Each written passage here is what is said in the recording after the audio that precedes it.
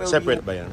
Yeah, well, we have two laws that enforce that. Yung 1379, which is specifically for public officials. Okay. So when there's a disproportion between the amount in the salary and the wealth that you see, yung lifestyle, just a lifestyle check, then you can forfeit what is over and excessive.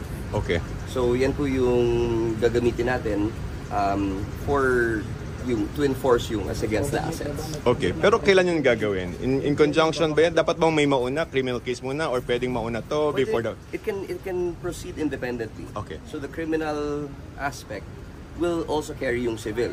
Pero that's only for the restitution. Okay. But then this law that was passed many years ago, I believe mga 50 years ago, underutilized po siya.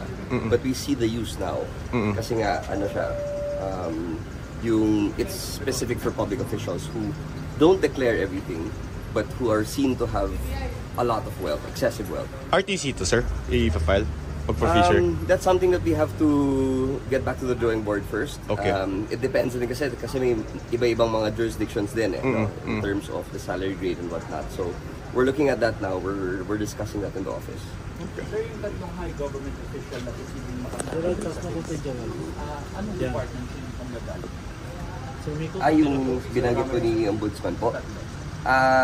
We'll announce na lang when when it's there. Clue. Congressman, lawmaker, hindi ko pwedeng pangunahan si Ombudsman. Of course.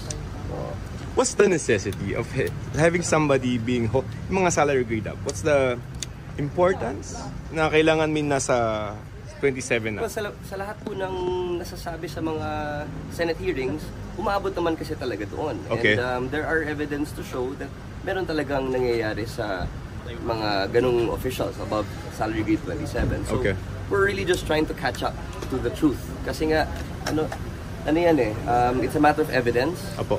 The Ombudsman has always been and will always be evidence-based. Okay. When it comes to certain district engineers, and the local DPWH offices, it's usually documentary. Sir,